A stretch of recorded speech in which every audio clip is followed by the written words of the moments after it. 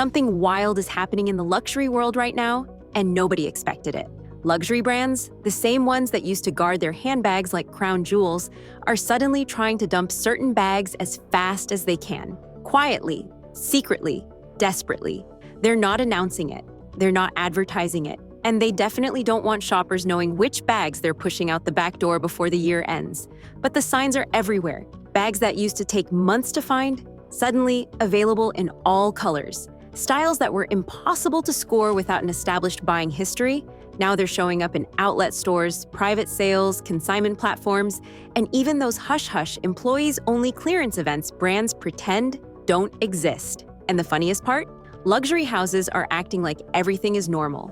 While doing everything in their power to get rid of the bags they know won't survive another season. Why? Because trends collapsed overnight. Because the resale market exposed which designs are sinking in value, customers have completely shifted their taste, and influencers moved on. And because 2025 is shaping up to be one of the strangest years luxury has had in a long, long time. So today we're counting down 9 bags luxury houses are trying to dump as fast as possible. The ones they're quietly liquidating, clearing out, discounting behind the scenes, and hoping nobody notices disappearing from shelves. If number 9 surprises you, wait until we reach the top. Number 1 is going to make your eyebrows touch your hairline. Let's get into it. Number 9, the Louis Vuitton multi-pochette accessoires. We're starting strong with a bag that used to dominate every street, every feed, and every influencer's closet. The Louis Vuitton multi-pochette accessoires. When it first dropped, this thing wasn't just popular, it was a movement. It was the it bag of 2019 and 2020. The bag that made everyone say, "Oh wow, Louis Vuitton really did something new." But by 2025, Louis Vuitton is trying to get rid of it faster than you can say micro-trend burnout. What happened? Simple. It got too famous. For a while, the multi-pochette was everywhere. Green strap, pink strap, khaki strap, all over TikTok, all over Instagram, all over every brunch spot where influencers gathered to compare logo-heavy accessories like Pokemon cards. But luxury trends don't die quietly. They collapse with drama. First, everyone bought it. Then everyone copied it. Then everyone got tired of seeing it. And now, Louis Vuitton boutiques can't move these things at full price anymore. The craziest part is that Louis Vuitton isn't announcing anything. They're not saying, "Hey, this bag isn't doing well." Brands never admit that. Instead, they're quietly slipping the multi-pochette into private client sales, seasonal clearance lists, and off-season stock rotations. Some stores are even letting sales associates suggest it more aggressively, which is luxury code for, "Please take this off our hands before headquarters asks why it's still here." And if you want the real tea, here it is. The multi-pochette was a pandemic-era bag. It thrived when everyone was in athleisure and wanted a crossbody that felt sporty, casual, and techwear adjacent. But now that fashion has shifted back toward elegance and minimalism, the chunky straps and multiple pouches suddenly feel chaotic. Louis Vuitton knows it. Resale platforms know it. Buyers definitely know it. And that's why this once famous, once impossible to get bag is now being quietly dumped behind the scenes before the brand repositions its entire line for the new quiet luxury era. Number 8, the Gucci Dionysus. If Louis Vuitton quietly slipping the multi-pochette out the door felt surprising, Gucci's next move feels downright dramatic. Because the moment the fashion world noticed Louis letting go, Gucci basically said, "All right, let's speed this up," and started funneling the Dionysus out of boutiques like it's on a countdown timer. And it's wild when you think about it, because the Dionysus used to be everywhere. It dominated the mid-2010s. The chain strap, the structured body, the thick, unmistakable horseshoe clasp, it was the definition of a signature bag. When you saw someone carrying a Dionysus, you didn't need to guess the brand. The bag introduced itself. But here in 2025, that's exactly the problem. The Dionysus is too recognizable in a world that now worships subtlety. Quiet luxury isn't just a phrase. It's practically the dress code of the decade. Everyone's ditching loud logos and oversized hardware for softer, understated designs. And the Dionysus, she is not quiet, not subtle, not trying to blend into anything. So Gucci is doing what luxury brands do when a bag no longer fits the new era, pretending it's still iconic while gently ushering it toward the exit. Boutique associates are suddenly recommending it with suspicious enthusiasm. Seasonal variations are moving into special client opportunities, which is luxury speak for "please, someone take this." And a few versions, especially the monogram canvas ones, have already begun slipping into secondary channels in unusually high numbers. Part of this is strategy. Gucci is in the middle of redefining its identity under Sabato De Sarno's minimalist vision. The brand is shifting away from loud statement pieces and stepping into cleaner silhouettes. And clearing out inventory means making room for the new Gucci, which leaves the Dionysus stuck in a fashion time capsule. It's still a gorgeous bag, still beautifully made. But in 2025's luxury climate, it's the wrong kind of statement, which is exactly why Gucci is trying to move it quietly, quickly, and with a smile that says, "You didn't hear this from us." And if Gucci quietly pushing the Dionysus out the door raised your eyebrows, the next brand is going to make you wonder if luxury houses ever truly believe in their own designs, because the bag they're trying to dump now was supposed to be their next big hit. Number 7, the Prada Clio. The Prada Clio was supposed to be the revival moment. When Prada reintroduced it, the fashion world stopped for a second. Sleek, minimalist, sculptural, a silhouette inspired by their 1990s archives, right on time for the 90s revival trend. For a while, the Clio had everything going for it. Celebrities wore it, street-style girls wore it, TikTok crowned it the new Prada essential. But trends don't just fade in 2025, they vanish like someone turned off a switch. And the Clio became one of those bags luxury brands dread, the bag that peaked early and crashed even earlier. Prada didn't expect that. What they did expect was a nice, long runway of popularity. What they got instead was a bag trapped between two eras, not iconic enough to be timeless, not trendy enough to survive the shift toward ultra-sophisticated silhouettes. Owners started noticing something else too. The Clio scratches. Easily. Too easily. The mirror-like leather can pick up micro scratches if you so much as look at it the wrong way. Some customers said theirs looked worn after a single outing.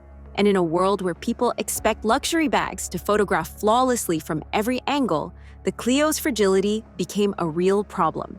Then came the silent killer, the resale market. Clio prices dipped fast. Not a gentle dip, a steep one. A few influencers openly said it wasn't worth the price anymore.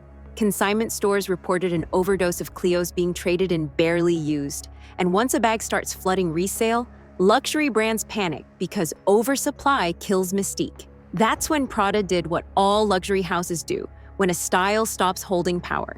They began moving units behind the scenes, quiet employee sales, heavily suggested add-ons during boutique appointments, more colors showing up in private client previews, and some variations disappearing entirely from the main floor.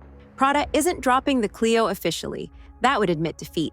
But they're absolutely trying to empty storage rooms before the bag becomes a full-blown liability. And if Prada clearing out the Clio feels like a brand trying to quietly erase a trend miscalculation, the next one is even more surprising. Because this bag didn't just fall off trend. It became the poster child for luxury brands misreading the assignment. Number 6, the Balenciaga Hourglass Bag.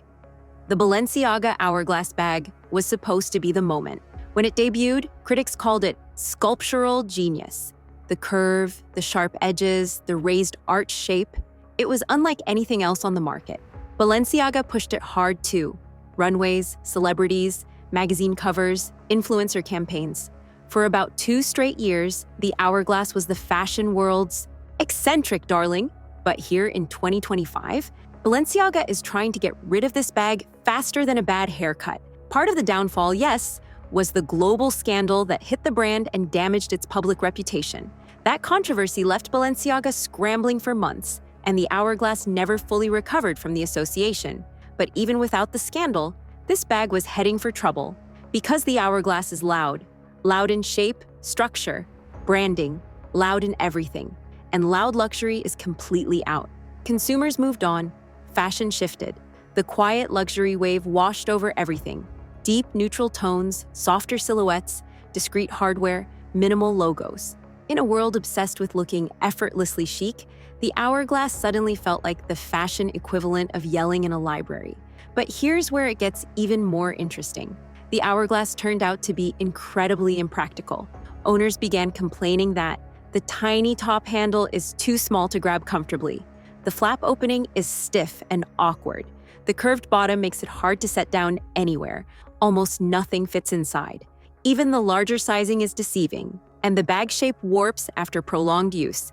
In luxury, design quirks are forgivable. But design flaws? Those get punished fast. Then came the resale crash, the nail in the coffin. The hourglass went from being a trend trophy to a bag struggling to sell at half its original price. Resale platforms are overloaded with them.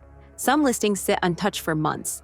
And when a bag fails on the resale market, brands know the trend is officially dead. Balenciaga's response? Quiet liquidation. More hourglass bags showing up in internal employee sales.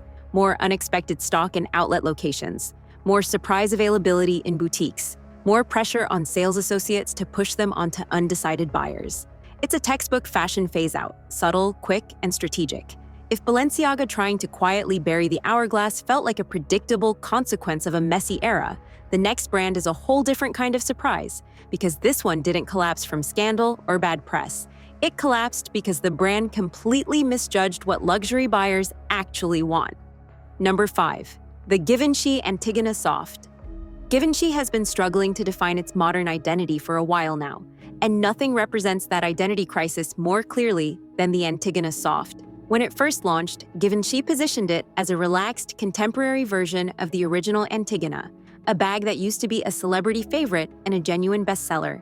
So naturally, the brand thought softening the structure and making it slouchy would give the style a new life. But in 2025, Givenchy is trying to move this bag out of boutiques as quietly as possible. Why? Because the Antigona Soft walked straight into a market that didn't want it. Here's the thing. Luxury analysts rarely say out loud, slouchy bags only. Sell when the brand already has a powerful hit in that silhouette. Think Bottega's Jody or Loewe's Puzzle. Givenchy doesn't have that. The original Antigona was celebrated because it was structured, sharp, and sleek. Its power came from its distinct shape. So the moment Givenchy released a limp, relaxed version, the fashion crowd immediately felt underwhelmed. It wasn't elegant enough to be high luxury. It wasn't iconic enough to justify the price. And it wasn't practical enough to replace people's everyday bags. Buyers complained about the same issues over and over. The slouch collapses awkwardly when you set it down. The interior loses shape quickly. The bag looks older than it is after a few uses. The silhouette feels unfinished, especially in larger sizes.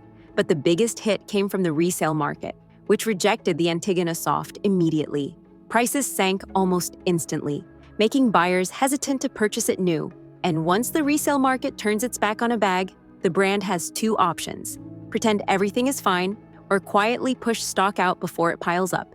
Givenchy chose the quiet route. Some boutiques have been offering the Antigona Soft as an alternative option when clients ask for more popular styles. Some regions have reduced stock completely, and insiders claim it's now one of the most discounted bags in Givenchy's internal sales. Givenchy wanted a reinvention. What they got instead was a bag they're now rushing to phase out. Givenchy's Antigona Soft struggled because they reinvented something that didn't need reinventing. The next brand went wrong in the opposite direction. They doubled down on a trend long after the world had already moved on. Number 4. The YSL Lulu. The Saint Laurent Lulu was once unstoppable. It had that plush, pillow-like quilting, the oversized YSL logo, the shoulder-friendly chain, everything Instagram-era luxury buyers wanted. For a few years, it was everywhere. It was the cool girl bag, the dependable night-out bag, and the influencer starter pack bag. But in 2025, Saint Laurent is trying to move the Lulu out as quietly as they can, because the bag has officially hit the luxury fatigue wall. The Lulu didn't fail because it was bad. It failed because it was everywhere for too long. You couldn't walk through any major city without seeing it in every color, every size, every finish. And luxury doesn't survive overexposure. Once a bag becomes the default choice for everyone, it loses the specialness that justifies its price. Then came the next issue. The Lulu doesn't age gracefully. The ultra-soft leather flattens and dents faster than expected. Corners wear out quickly. The bag loses its pillow shape with daily use, and many owners complain that the chains dig into the shoulder after a few hours. Luxury buyers in 2025 care deeply about longevity. If a bag can't hold its structure, it gets demoted immediately. And then, the resale market delivered the final blow. Lulu prices dropped dramatically. Some sell for less than half of retail, sometimes even lower if it's a lighter color or the small size. consignment stores are drowning in Lulus. They don't reject them entirely, but they still price them aggressively because demand has cooled so much. Saint Laurent has definitely taken notice. That's why more Lulus are appearing in employee sample sales, more unusual colors are popping up in outlet stock lists, and more sales associates are quietly recommending them to clients who didn't even ask about them. A classic luxury brand tactic for clearing aging inventory. This doesn't mean YSL is dying. It means the Lulu era is finally over, and the brand is ready to pivot towards sleeker, more structured designs that fit the new minimal luxury wave. By now, you're probably thinking, all right, these brands make sense. They've had messy years. But the next one? This is where things start feeling personal, because this bag went from celebrity favorite to please someone buy this so we can stop pretending it's still iconic. Number 3, the Fendi Peekaboo. Standard version? Yes, the Peekaboo. Not the micro versions, not the updated Celeria editions. We're talking about the classic standard Peekaboo that Fendi pushed as their flagship, timeless investment bag. For years, the Peekaboo was positioned as the anti-baguette, the grown-up Fendi, the sophisticated Fendi, the I'm in my premium era Fendi. But in 2025, Fendi is desperately trying to rotate this bag out before everyone realizes it hasn't been selling like it used to. Here's why. The Peekaboo is deceptively heavy. People don't realize this until they own one. That beautiful, rigid frame, it adds weight, lots of it. Enough that many owners have quietly admitted they stopped using it because carrying it for a full day feels like arm day at the gym. Then there's the price creep. Fendi kept raising prices every year, while the demand wasn't rising at the same rate. The Peekaboo entered a weird zone where it was too expensive for casual buyers, but not iconic enough for collectors. And fashion shifts didn't help. The Peekaboo silhouette is structured, formal, very editor chic, but 2025 buyers want something softer, lighter, easier, a bag you can dress up or down. The Peekaboo sits in an awkward middle space that no longer matches the lifestyle or aesthetic of modern shoppers. But the biggest punch? Resale value fell off a cliff. Some versions are now selling for less than 40% of retail, a terrible sign for any luxury house. And once the resale market gives up on a bag, the brand either revamps it or quietly tries to get rid of the remaining stock. Guess which one Fendi chose? Boutiques in several regions have reported more Peekaboos being offered behind the scenes, more unexpected availability, and more colors suddenly appearing after being sold out for years. It's not an official retirement, but it's the luxury equivalent of slowly dimming the lights and hoping no one asks questions. All right, if the Peekaboo quietly fading out felt like a slow heartbreak, this next one feels more like a plot twist. Because no one, and I mean no one, expected this bag to end up on the clearance conveyor belt. Yet here we are, watching a former superstar get pushed out like a one-season reality TV contestant who overstayed their welcome. Number 2, the Dior Saddle Bag. This one hurts for a lot of people because the Dior Saddle Bag had one of the most dramatic comebacks in luxury history. When Maria Grazia Chiuri reintroduced it, the fashion world erupted. It was nostalgic, edgy, and instantly recognizable. For a moment, the saddlebag was everywhere. Red carpets, fashion weeks, celebrity airports, even grocery store paparazzi photos. It was the bag. But nostalgia has an expiration date, and in 2025, Dior is trying to slip the saddlebag off shelves with the same quiet urgency as someone trying to delete embarrassing photos before anyone sees them. Let's break down why. First, the saddlebag is objectively impractical. It barely fits a phone, a card holder, and a mint. That's it. No matter how gorgeous it looks, people eventually get tired of playing Tetris with their belongings. Second, the comfort issue. The curved shape sits awkwardly under the arm. The short strap digs into the shoulder, and crossbody versions never sit quite right. Fashion buyers are ruthless with comfort these days. If you can't wear it for a full day without regretting your life choices, the bag is done. Third, oversaturation. The saddle had a massive, loud trend cycle, and luxury bags that blow up too quickly almost always burn out the same way. Everyone bought it, everyone posted it, and then everyone moved on. Fourth, resale prices collapsed. A classic saddle once resold above retail. Now, some go for half the price. That's a death sentence in the luxury world because brands desperately want their bags to hold status, not become cautionary tales. And finally, Dior is shifting direction. There's a new emphasis on cleaner silhouettes, more timeless lines, and less trend-driven shapes. The saddle bag, with its signature dip, asymmetry, and playful look, doesn't fit the new Dior identity.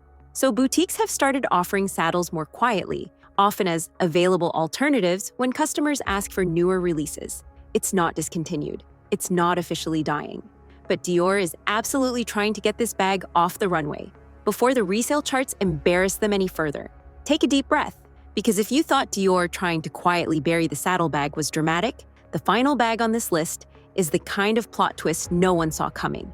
This one isn't just popular, it's legendary. A bag everyone knows, everyone recognizes, and everyone once believed would never fall from luxury grace. Yet in 2025, the brand is doing everything short of whispering, "Please, take it before we have to mark it down." Number 1, the Louis Vuitton Neverfull. Yes, the Neverfull, the bag that practically raised an entire generation of luxury shoppers. One of the most famous, most recognizable, most widely carried bags on the planet. The tote so iconic, it became the default starter bag for anyone entering the world of designer fashion. And now, Louis Vuitton is trying to move it out faster than any other bag in their lineup. Why such an aggressive push? Let's start with the obvious. The Neverfull is everywhere. Every airport, every mall, every cafe, every college campus, every mother, every traveler, every office worker, every influencer, every reseller. The bag has been so wildly overexposed that luxury buyers no longer see it as luxury. It became the uniform, the participation trophy of the fashion world. And in a category that survives on status and exclusivity, that is a fatal blow. Second, Louis Vuitton has been desperate to reposition its brand. The quiet luxury shift hit them hard. People who once liked flashy monograms want subtler, elevated pieces. The Neverfull's giant canvas and loud prints no longer align with what high-end clients want in 2025. The brand knows this, and that's why they introduced the invitation-only pre-order system, an attempt to make the bag feel exclusive again. It didn't work. Third, the resale market flooded. Neverfulls dropped in value faster than almost any other LV bag. Some pre-loved models are selling for the price of a standard wallet. That kind of resale collapse is disastrous for a luxury house, because once buyers realize a bag doesn't hold value, demand falls off a cliff. Fourth, Louis Vuitton wants to make room for new icons. With Nicolas Ghesquière pushing more structured, runway-level designs, the Neverfull simply doesn't fit the new direction. It's old-era Louis Vuitton, the monogram-heavy, mass-market era the brand is slowly moving away from. So yes, the Neverfull, once an untouchable superstar, is now the very bag LV wants out of boutiques, quietly, quickly, and with as little public attention as possible. A legend fading out, not because it wasn't loved, but because it was loved too much. And there you have it. The bag's luxury brands are trying to quietly sweep out of sight in 2025. Some fell off because trends changed, some because the resale market exposed the truth, and some because they were simply everywhere at once. But now that you know what's happening behind the scenes, the real question is, are you grabbing these deals or steering far away? If you enjoyed this breakdown, hit that like button, subscribe for more luxury deep dives, and tell us in the comments which bag shocked you the most. See you in the next one.